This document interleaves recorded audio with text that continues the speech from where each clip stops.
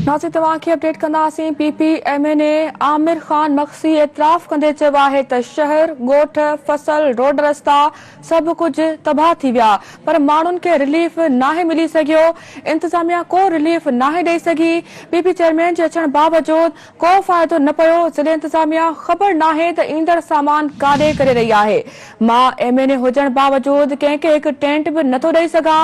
वधीक उन नसीराबाद में सिंध टीवी न्यूज़ जे रिपोर्टर अलाबख्श कुरैशी सां पंहिंजा वीचार बि वंडिया आहिनि। नाज़रीन तव्हांखे आगाह कंदासीं त PPMA आमिर खान मक्सी एतराफ़ कंदे चयो त शहर ॻोठ फसल रोड रस्ता सभु कुझु तबाह थी विया आहिनि।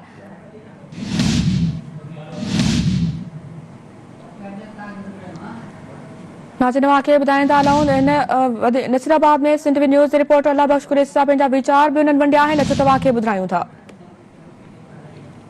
और अफ़सोस आहे चवणो पवंदो कि इंतज़ामिया जे तरफ़ों कोई हाल कोन्हे को, कोई रिलीफ प्रॉपर कोई भी न आई है। कुछ थोड़ी घणी आई है, चेयरमैन साहब पाण आयो ॾिसी हो, लेकिन उन्हीं जो अचण जो भी कोई ख़ासि असर न आहे पियो। सिधी ॻाल्हि असां चवंदासीं छा जे लाइ कि माण्हू असांखे हाणे सवाल नथा करनि, हाणे असां को गिरेबान को वठी बेइज़ती था करनि कि असां तव्हांजे लाइ जो कयोसीं, तव्हांजो नुमाइंदा आहियो, छा था कयो। पोइ असां बेबस थी विया आहियूं। असां वटि कुझु बि कोन्हे को, कुझु न मिलियो आहे। अगर कुछ अचे भी थो तो DC ऑफिस में अचे तो, DC ऑफिस में कंहिं तरीक़े से विराइन था, कंहिंखे ॾियनि था, छा करनि था।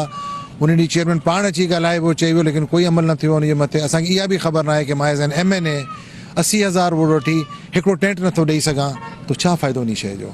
और असां सम्झूं था कि हालात एतिरा ख़राब थी चुका आहिनि, एतिरो पाणी आहे कि हिकु वक़्त में एतिरी शयूं करणु गवर्नमेंट जे लाइ बि हिकिड़ो मतिलबु एतिरो वॾो टास्क आहे, इट्स नॉट पॉसिबल ई न आहे।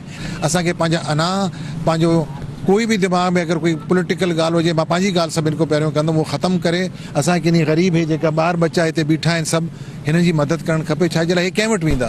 कल भी प्राइम मिनिस्टर साहब आयो, चेयरमैन साहब आयो, असां इहो ई चयोसीं कि महिरबानी करे कोऑर्डिनेशन करायो। जेकी भी चीज़ तव्हां ॾियो था त कम से कम उन ग़रीबनि ताणी कुझु त मिले उन्हनि खे, लेकिन तव्हांजे साम्हूं ई आहे।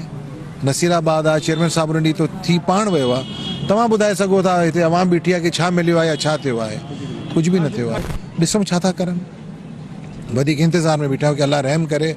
असांखे पंहिंजी हिम्मत रखणु खपे। हक़ीक़त इहा आहे कि पाण में रलिजी जेका भी ग़रीब अमीर आहियूं रलिजी कमु कयूं तो कुझु न कुझु जो थी सघे थो। बाक़ी अगर सिर्फ़ु असां हुकूमत ते रिलाए कंदासीं और वॾे माण्हुनि ते, तो कुझु न मिलंदो, कुझु न थींदो।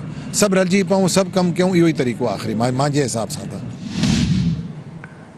नाज़रीन PPMA आमिर खान मक्सी जा वीचार अवां ॿुधा। उन एतराफ़ कंदे चयो आहे त शहर ॻोठ फसल रोड रस्ता सभु कुझु तबाह थी विया, पर माण्हुनि खे रिलीफ नाहे मिली सघियो। इंतज़ामिया को रिलीफ नाहे ॾेई सघी। PP चेयरमैन जे अचण बावजूद को फ़ाइदो न पियो।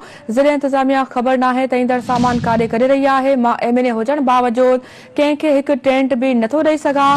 नाज़रीन तव्हांखे अपडेट कयूं पिया। PPMA आमिर खान मक्सी एतराफ़ कंदे चयो आहे त शहर ॻोठ फसल रोड रस्ता सभु कुझु तबाह थी विया आहिनि, पर माण्हुनि खे रिलीफ नाहे मिली सघियो। इंतज़ामिया को रिलीफ नाहे ॾेई सघी। PP चेयरमैन जे अचण बावजूद को फ़ाइदो न पियो। ज़िले इंतज़ामिया ख़बर नाहे त ईंदड़ सामान काॾे करे रही आहे। उन इहो बि चयो त मां MNA हुजण बावजूद कंहिंखे हिकु टेंट बि नथो ॾेई सघां। वधीक उन नसीराबाद में सिंध टीवी न्यूज़ जे रिपोर्टर अलाबख्श कुरैशी सां जेके वीचार वंडिया उहे बि असां तव्हांखे ॿुधायासीं। उनजो चवणो हो एतराफ़ कंदे त शहर ॻोठ फसल रोड रस्ता सभु कुझु तबाह थी विया आहिनि, पर माण्हुनि खे रिलीफ नाहे मिली सघियो।